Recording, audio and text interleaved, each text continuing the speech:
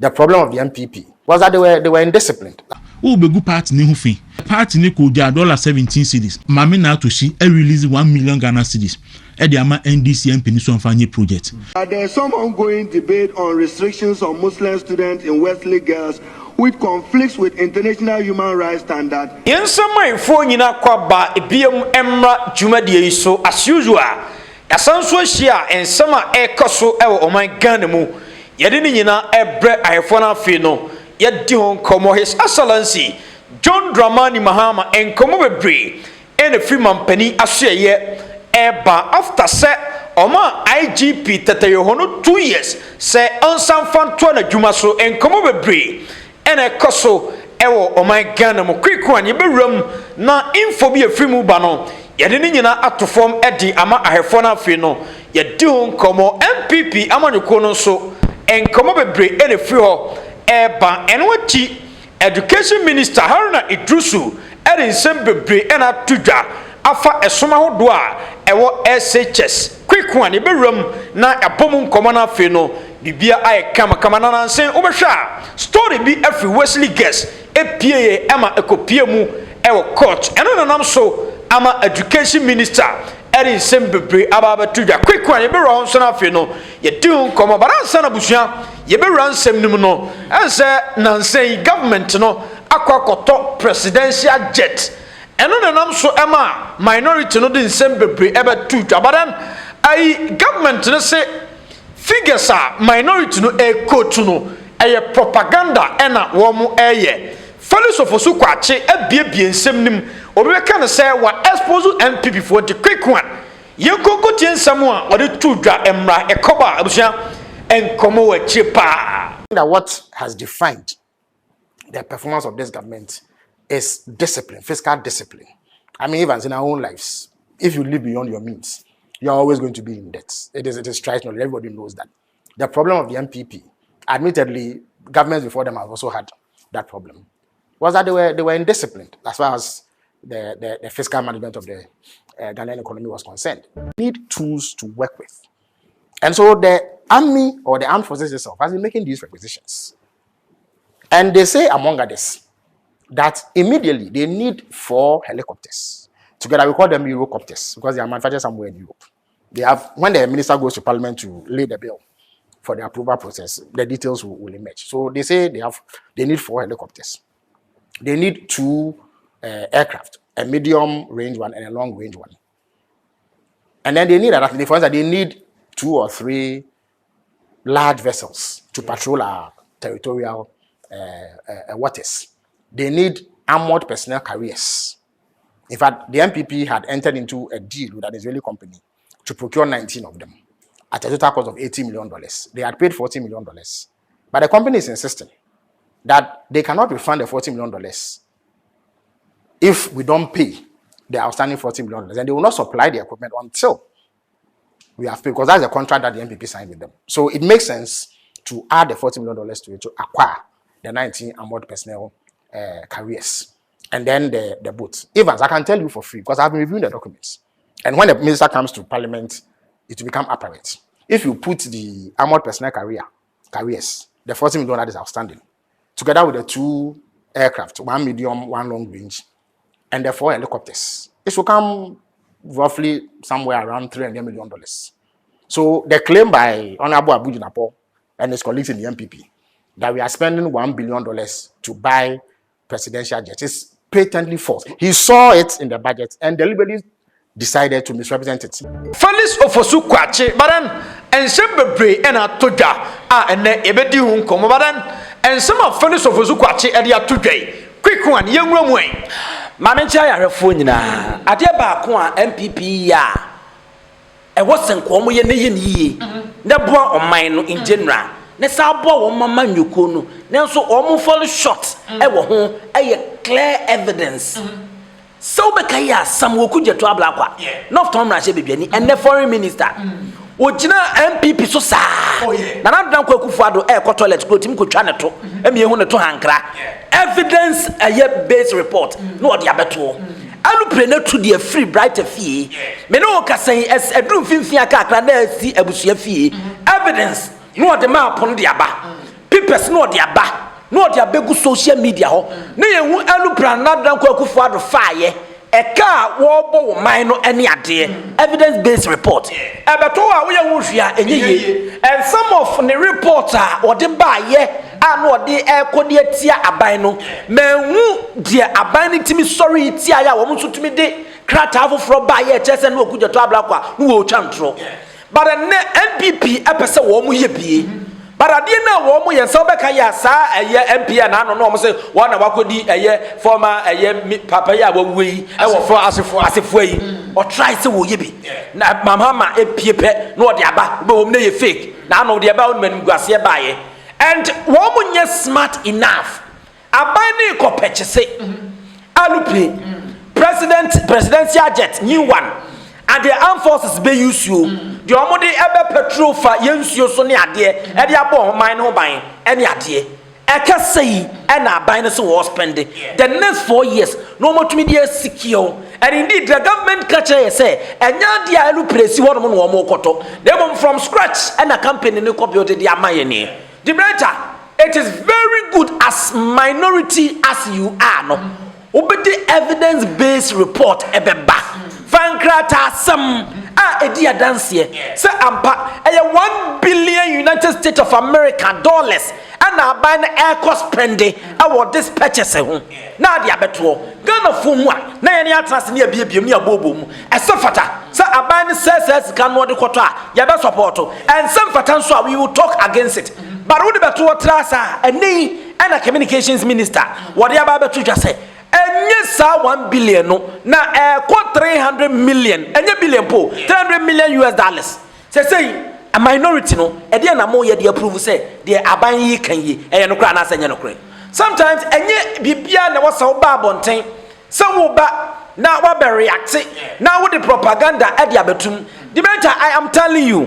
for now no what is going on in Ghana no aya na mbisa say NPP for the nsem bi sa beto abontena aya na omunya time need to social media no so e ko read comments ana se ebia omuhu ni se ye da so ye tete politics no nti omu beka na se omu beka ye Ghana fo bi agiedi enye na afalisofo su kwache ba be cheche nsemu a Ghana fo bi nso agiedi oh aya no kra pa ana ntesa aya no kra ni nyina nso ya de a e ha o man oh yeah sir at the end no yan fa tro en fa nchechire man because yan fa say una aye company no na me beto ade ne wo ho no ene wate ne se cameraman ese ade na abusua e beto na wode 10 cedis na e beto no wo boa e 550 Ghana cedis ene wode beto as company say na wo behume ande ampa wo de as company say na wo behume e na sa o man no president na wo mo ba beto alupredi akomo mo country no sasika wo mo dia ka kire o man so mo de beto ni na de mo de bere ni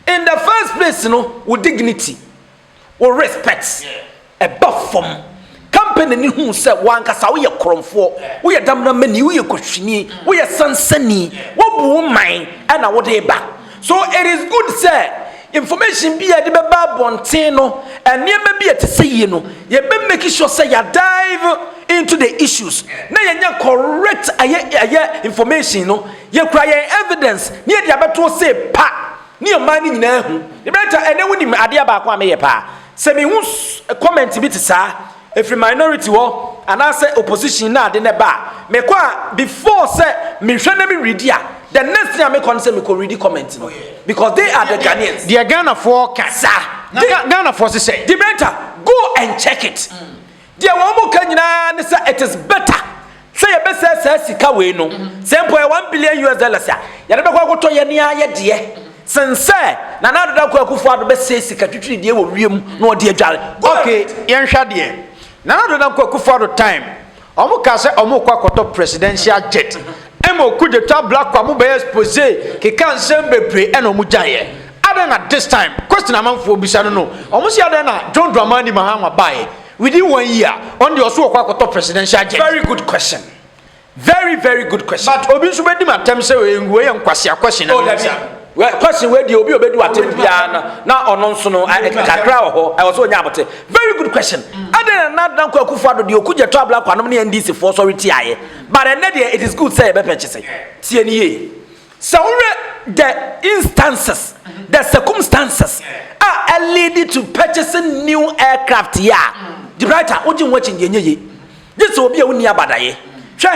Elupra edo mining ni pampa nyimfo ekoya adwumade amo mine no solid strong men edo ma kwhwe do magu yakotena se ye nhwemu na ba betodwa say aircraft na ewa hanom no enhyede ni ene above 21st century ekoye faso ne ye elupre na emu akade no enhyeda enibi eno ka ho bi na kofa we di baaye the brighter it is a wo ye sojani o papa ne me a ana metwi sa elupre na wo ba sha me nkwa sa me nsanko ngodua na the brighter it is a circumstances are leading to purchasing new aircraft no John Dramani Mahama bae presidential jet no otremu a enye yie enu nti no nua aircraft and na what we use so and na okuje to abla kwa hu say wo man tue sika bia de wo mutuaye ene elupre na friends e form ho ano omoto adugumu se enu aso na na kwakufu ano otremu enye yie na nko oto wo ya eti nkoto wo free wo kwenko de be kwa da dabi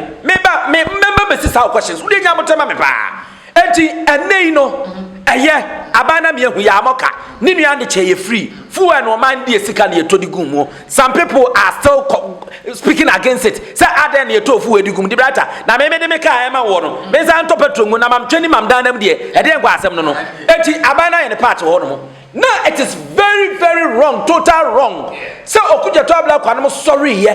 Ejina here say one monpene ama o mine ento jet foforo. I am telling you. But unim na na ko akufuado am here woni seriousness. So dey na ko akufuado timidi tumi hia wo mo nsam. No mo pass e-levy. Abra na Ghana fo nyina say yempene so no. Na I was expecting him say na ko o mo be consistent. Na wo mo kire wo mo na so e the purchasing of presidential jet no. Since ube high dear nibo den ukono ba ni ye boka share the kind of elupre the luxurious flight and another dan ko kufa do yusu say what say and what dia koduro eni ensi ya ne nweta so hom say emfa won de Ghana eka me so me safety hia me de be kwa high bie de ene ye beto bie be ye o mine dia kana di brighter na obi ani ho asem ana one thing so ne say that time no na o mine wo ahohiahia be na dan kwa kufu ado time se na o mine wo ahohiahia mti ahohiahia be ya ena me cho say na dan kwa kufu ado time no na o mine no ewa ahohiahia mu enti say yakase ye kwa koto presidential jet me fa no say o mine be boka but this time no o mine no ase esi ne kwa so nti yakase ye kwa koto a reasonable kakra eti na mpese me hu ahohiahia akrokra na dan kwa kufu ado peso na o mine wo mu na dan kwa kufu ado time Ukraine Russia won Abekana. Me chow say. Na economy na enye. I say I don't want to say ya. Da bi so bo am nti na me bisa no. Me nyamotre. 2024, 2023. No man ni mu nye den. No man ni mu odin. Nti na make. Okay. The brighter. And o man no yete have ana. Yente have. E die na ma o man ni mu ye den. Say mismanagement. That's so I say no na me kan ya so asese wo say jima chinyo. Now I want to be specific. Say the be me hu say the be attack o. Sorry ase because I was into all attack me no. Na me attack o. Say dia wo kan na was me ma o mu aye. Na me ma hu say yes. Say yes say. O man mu ye dia. Na dan kwa kufa. Eti nyamutre. Me chew nyamutre. Me chew say enne ye kwakoto presidential jet a reasonable because o mine no aye stable kakra. But that time na NPP for kwakoto presidential jet na okuje tomu kasetia no na eye no kwa so anu because na o mine no ewa hoyehia mtini ekoto presidential jet enye yie mate wase pa na mpese ma unso hunu se ahoyehia na enne de ama o mine ekoto jet wo kwa ko ready we na se a de Ghana fo nyina ka ne se ye nkoto no efise enne no ye free bi financial discipline ye discipline ye ho ye hu kwan ye fa so ayi se eno kwa de na ayi fellows of ozuku achichirechim so ase but aban no use ni sika rough eti hu nkoto alu premagana fo ntia se mfa ma ho what you say but enne no se de wa wo kan a wodi hu adanse ene man kakra anya perfect nyanka sa ye perfect but eye che na dan ko kufu ado peso enti se ne aban enti na mpanfo wo kasabubu bi wo se de wa poto ama na fani nchiri se wo de bom the brighter ya ma skaze koto sa charger we na wutumi koto charger no na onya ade efo na wudi diaka de ehia ne se ye ba ye hu charger no but charger ni ho sika ni ho that's where your people will start. Now you scrutinize you. Near you shemu any idea. Should you kill for it and me? Should you PDS me? And now one of your mark and said to me now could do it in parliament. Casadia for ECG. What do we know in Amhonomo? Shaka or my boy, mine any idea. And no, me from Sobia won't say another go for the peso. Yampana mananto, Nadia Yamanato, because such a no more disca, no more sesica, and Tinipan be sorry tiaya. Na I want to write so some sorry tia, and na on mine on near me koye kakra, and due to that circumstances, no, may I agree with them. So on mine aircraft, because I knew so on mine to Sagana, need modern presidential jet. Between the Akoya and Twelve so dear. Say dear jet. You need modern presidential jet. Now yes and 12 so dear. MPA modern presidential jet. Now yes and 12 so jet. And you use so. Is it not a disgrace to us? Now we remove by a real thing now good. Ye kind. Yet to go to come on. Now your president you took one ya. This is in near aircraft and we use to. It is a disgrace at the more minor tarnish our image and our dignity and other countries who for the Nankongo Obianka se Kufado Nunkunku Matana Makandiato Poya no was an uncle Kufado Faso now all cut the cost the unnecessary cathedral Sansicano never so swan can be an anketimito another anketimito luprenibi sometime now you want me my private jet engine no to amana no mobile money and crofos and they are now so 4D. Now go so area and them smashing area sika abra parliament kra approve ye now the question national cathedral now omanu esu emeburu nya adwuma nye ye ni aircraft unso utu abana e bede na aka chese wokoto aircraft ye no ya adwene and these are some of the instances am I sorry against of Nana Danko Akufo-Addo the presidential jet purchasing no. You can never go now and get this hole. Now I can't just be taxpayers' money. As I got top private jet. Abra will name you. Now I say, "Wabro ni moji boni." I will look premu. That's the problem. And then John Draman Mama me who man penina o tu kwanya of a passenger elupri. The writer me who be that. Sir, I Jerry ye be a minim. Sakufo ye be a minim mante. Atames ye be a man. John Mama first time ye be a man. But for the second term, John Dramani Mama, and who himself another Uncle commercial flight there, and young Kobe. But John Dramani Mama approved what say, and they will to cry one passengers in the Tana to cry. Gina such person, so walk or Toya Mia, mine yet, ya, or nobody Amran will be in the term. Amran will be in the term, only one man. But I'm fairly so who said, didn't come out to us, say, I Akufo-Addo more time. Now, Omunya discipline, and the discipline. Anama John Dramani Mahama Abain Kososan 1 minute pay. What is fiscal discipline? See, I can't say fiscal discipline the writer. Oh sorry, you have to cut your coat according to your size. And never worry. Oh no, year next year. Oh nuya, oh fast year. The writer, I was so tenacity. Now we calculations. Now se bosume minyatazen. Bosume minyatazen dia. And ye na debi ni kwa se midi. Amana bro 10 cities. I was so calculating. But bosume unyatazen. And the Biawa would say obey 50 cities, which Bosumi a year 1,500 to 250 million. 500 over Kunyana Wahini. I was so Kobo Bessia.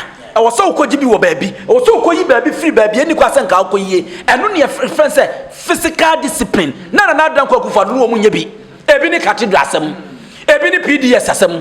Ebini Canal TV KVL Assem. As Rosunum. Ebinum and Yama Bebre. A course swa. A memoir, one man, ya fiscal discipline, another go for Naka, or high eluprenomy idea, a lot of occasions I would draw, he left the party, birthday unnecessary, Nina, a physical discipline, Abano, now he wasn't, there wasn't discipline, Nina count a manco, but then somewhere John Dramani Mama, example one and so offer commercial flight. Now uncle high luxurious flight and fanco, a physical discipline. Budget eba o man na go matter say nti someone you we nyina no an sha enu nti ne mu bi ebere wa abrabom no because yenye fiscal discipline yenye financial discipline yenhwe ne nkate ye quote according to your size na the bright aboso me oje 1000 bet e bo no ye 500 Ghana cedis wo mpabo ye 500 watade ye wo ko 1000 enti wo dress ba ku jan wa twom 2000 wo ye de na akunya 1000 de ka ho e de kotoye na obede wodidi during the month na azan wakatua saba nti we nyina ka ho na ma abrabo ye difficult e de ma some of us. Quick one, Yankotian Samoa, education minister, Edia Tuja. Na say, oh, na ever told us, Wesley guest woma kwa kopiem e court ni nyina ne se unse omona think so omo ye Methodist ana se Roman Wesley Methodist sa Methodist won yasin kamofo no kwako ye oma sori a wo mo nhye da mpene ene kopiem o court education minister din komo quick one enkomre koba abusua betrem that there is some ongoing debate on restrictions on Muslim students in Wesley girls which conflicts with international human rights standards and even standard expected of us in Ghana's constitution under Article 33(5) and 26(1) of the constitution. And then to assure our colleagues that we have a duty to uphold the rights of every Ghanaian child and to uphold the rights of every Ghanaian citizen. No right is divisible, and that we will not countenance any action by any person to deny any Ghanaian girl the opportunity to profess or practice any religion. Yeah, we a delegate issue. We a issue all discuss. You have to be very careful. Because unim ene yenuanom Nigeria for womo nto womo nyina no eye nkremufo ene Christofo ena womo konidi tu nkremufo a asore dendenden ni ade so we your mind na nyame aboy te se Ghana so we said ye ne yenuanom nkremufo te a enika and indeed there are some instances a obekọ baabi no ebi ankremo asodansi a wo mos no untu na besa na monsi abonse na Christofo nso asodansi wo we ye Allahu akbar na nso ye Yesu ese nka metumi a ka metru eye nice abo mo mind yatena sia most especially current leader of Muslim Yera Dr. Sheikh Osman Nuhu Sharubutu said ye was sia control no ho na enidie ni bu o wode wo ma no no eye nice pa the American ye nyina ye nim se oba o man mu a secondary school sahodo no mostly Methodist, Roman, SDA and Pentecost no me wo maka assemblies no nyina wo bi ni ade. But the more na say the time aban no de nsa be wuram na enye solely depend on the church, enye solely depend on the mosque.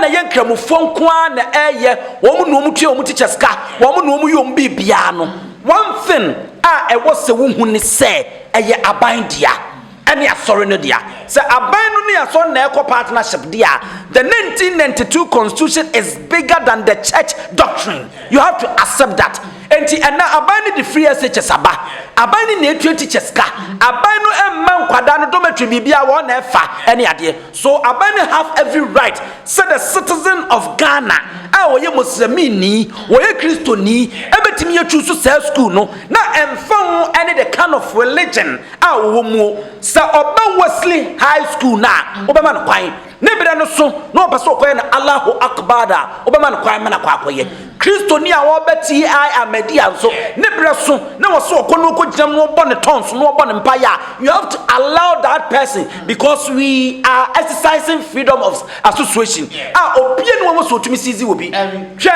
fa aba producer fa sa video na me de ma no fa to so na me pese ye hwe sa de we kakra we na me de ka asem.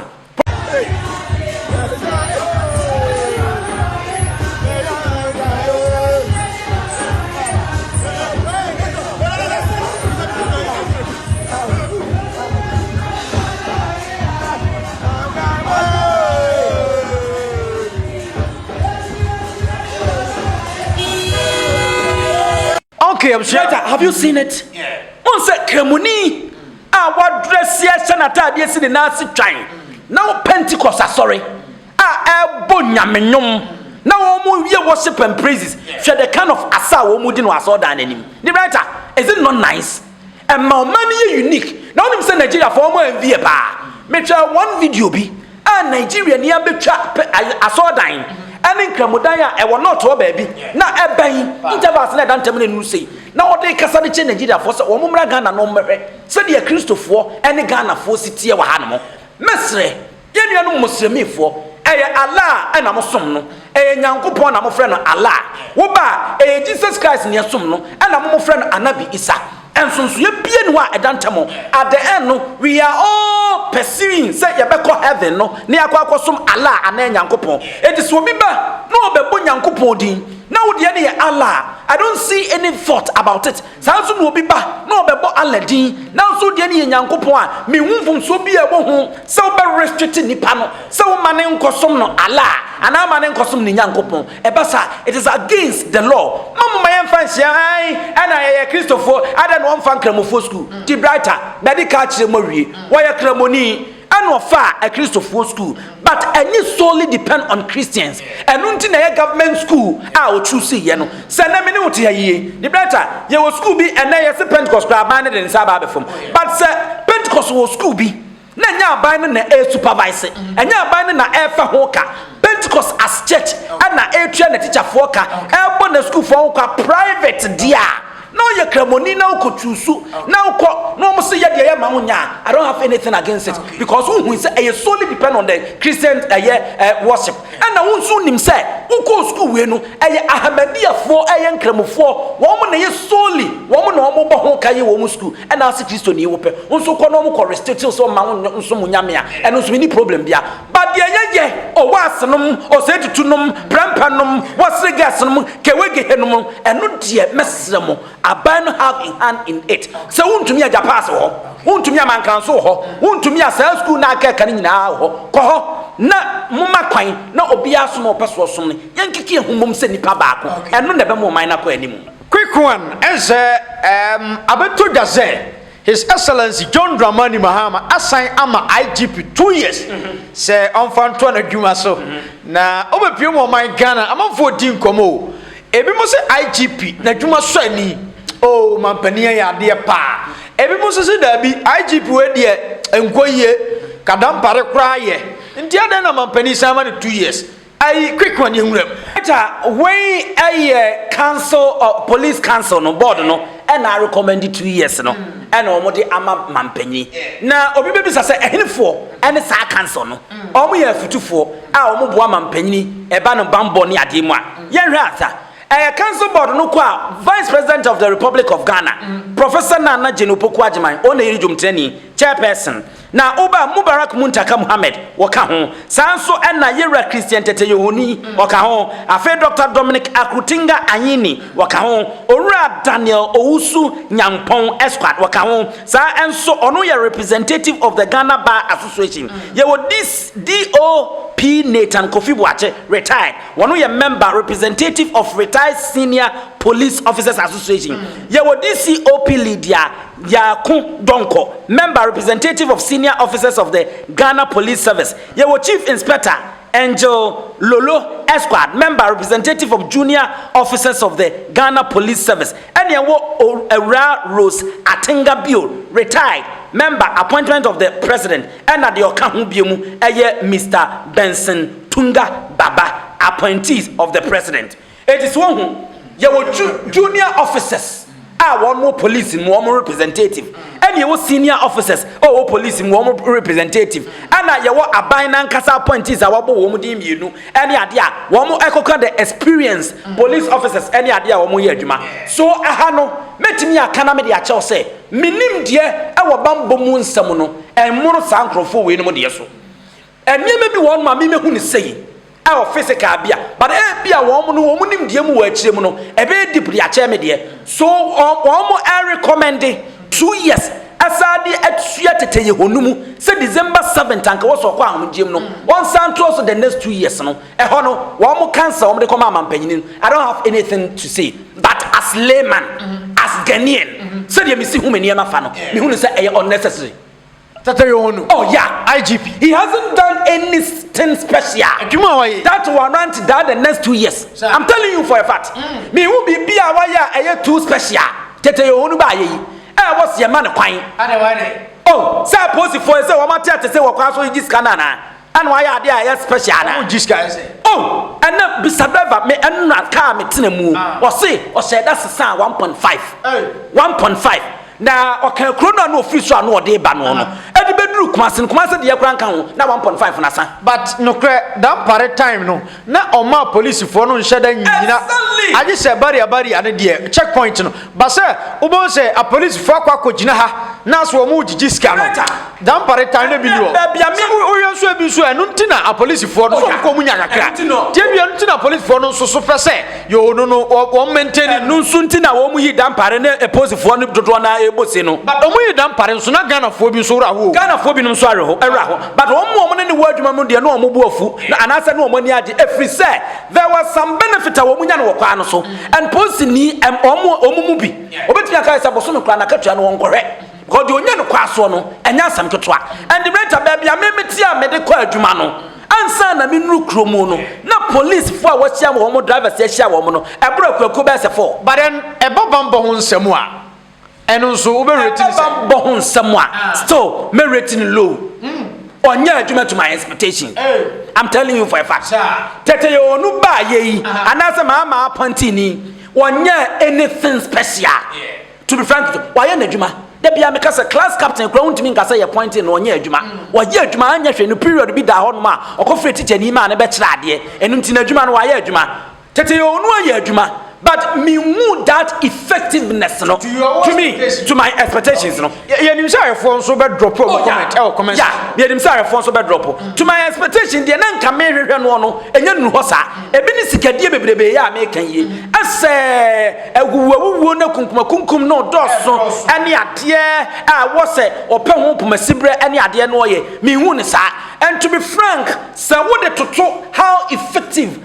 na the previous IGP no ya na refinidi no mo friend celebrity dampare na oya wutumi say ese we na ho keka no e wo form kakra e de chair dampare in all no onye anything special e warranty to ye the better we ye ni say na emma omo police ni mu no the officer nka aduru no so no emma ese wantwi bi ene abotoya mu bi emma e wo ho no fi so ofri say eduru no so at least mu nyi mpanyimfo na ewo no bi na obi a ne braso 60 years all retire na wo sama ni year 2 years dia ka ho no e ha dwen tinja ni do 2 years a yesi won kofie ni 60 years a won kofie won de yema no wan kra post ni e de adwuma no aya e bro so anti yema ntu let him go na mo appoint new one ni ehwe de ono so be MPP for say na toshie o say na toshie na owo baumia camp and they say wakodi honorable Kennedy camp na MPP for expose na toshie so expose MPP for ti ade no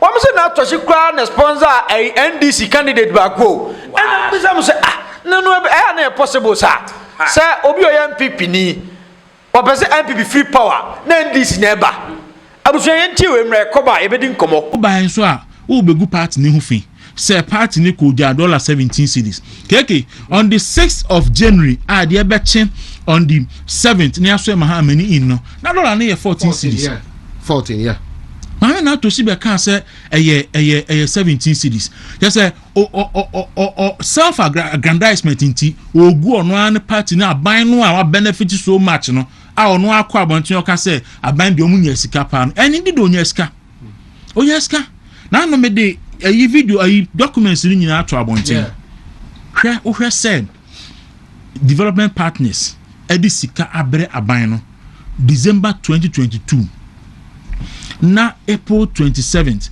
2024 na SSF finance minister etro krata akoma mame na to she say me patro sika development partners ndi abano yes sika no gusote account no farmer assembly for one first sika no assemblies nya adwuma enu nti no Swiss government say on first sika emra ban ni biu na sika na ode ba no $22 million emu $6 million per eco local government. What it means, they say, ni aka ne beko other sectors of economy.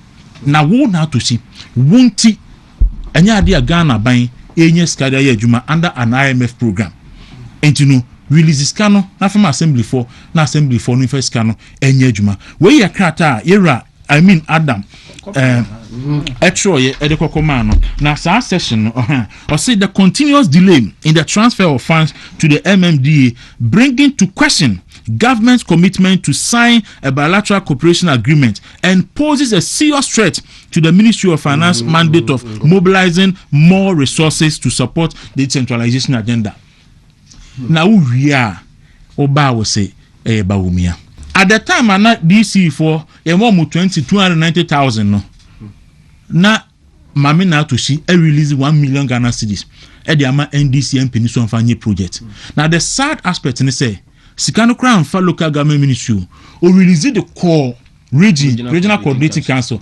And do you know who was the regional minister? Jojo Rocky Obey. I ne also that anti-rigging squad Ken Agyapong Naa. He was the regional minister. And when Timmy and Kancho Nabo now to she say who releases Kadiama NDC MP against NPP parliamentary candidate or DC. Only DC in only 37 to 39% of the vote.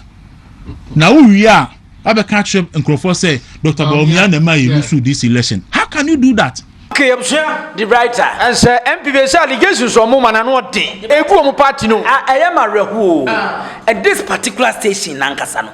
Enti nyansani bie ni ho betimi aka nyansa sama kire wo mana the better me fear ne say onse arena toshie edrumre bi na abra Dr. Alhaji Mahmood Bawumia epe eye running mate no onse emma na wo mo bondin na ne din kan ho no mo link ne pa and in fact she was the leading candidate eba ma na omo point oba ono a because ne do na free say esrawusu wo aya ahmaso bi arrogant bi ni ade omu ade but na omo ka arena toshie say wonu free enkran no ebe ma Greater Accra vote ni ade no abo Bawumia na oba ade amem enne wo say no enkane no abenye twam ya na ono eye pointing say wonya district assemblies common fund eno no omo so okodi ska ene ade no wana okoye panyina woda no dibreta enne nipa no say kane na mo Bawumia fa ene mini hobiem me ko aye Ken Agyapong afa sabie kronto me hu kasa fi bia arena toshie waka ade ache Bawumia dia meti se no kan se bra wo mo de allegation beto no so se wo koye wadi sika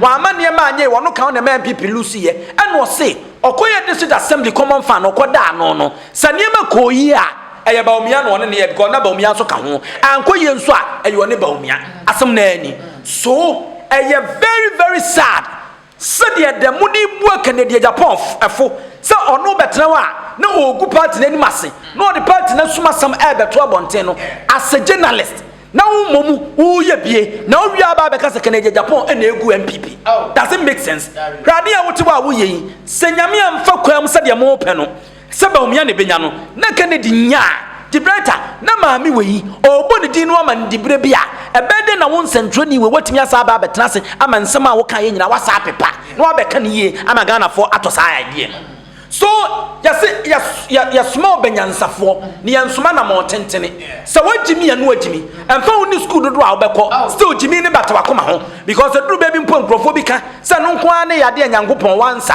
jimi no bata ho a wo ye dan ya yetekura ente ebi na minuanu mi wo mo ye they should be very very careful awo mo dealings so wo mo sori no mo nya radio no so tena ensem wo mo kan de fe wo mama nyoku no no especially Ken Agyapong camp no they should be very very careful because obinim jonku ade be che so the better say obofo nim so be wo aduati anko huhu ye ade ekotia ye koto about the first no wo be wie no na ye Ken Agyapong na enya how are you going to sell this person at the Ghana force na be catch Ghana for no yesem no et mesre democracy there be a two solid political parties at the Americano. Obien why obo be bompa say enka party ba ko pe wo man mu wo ye mamboni wo ye wudini wo ye dadafo wo mpeso man be koso because na me no kasai sandis ni miye pa say one party state political party be any wo machia kabon kwasase mankom bedi kabon kwasase mom bedi but then wo mu nim say John Dramani mama 4 years no okoyi ebre ni nyanso so obekọ biem so wonko wo wie so wo betimi retain wo mu seat no a this wo mu ye adwumade because MPP wo machi and don't pray say yenya one party state a disaster at the moment my bia e basa democracy no enya adwuma it mess MPP for wo mu mfa nyansa and enya wo mu dealings marie quick one e dem sie ko e besa ba biem yakra efo nyina